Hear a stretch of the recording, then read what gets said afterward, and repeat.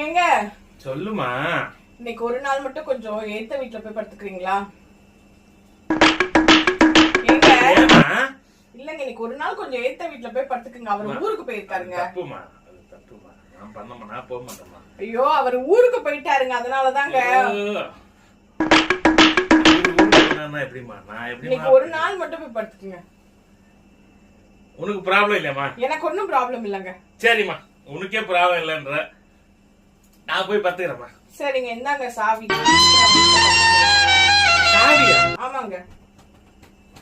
ஏமா அவர் வீட்டுக்காரர் மட்டும் தானேமா இல்லைன்னா? அவங்க வீட்டுக்காரர் ஆபீஸ் விஷயமா ஊருக்கு போயிட்டாருங்க. சரி, அதனால அவங்க வயசு நான் தனியா இருக்க பயமா இருக்குன்னு சொல்லிட்டு அவங்க அம்மா வீட்டுக்கு போயிட்டாங்க.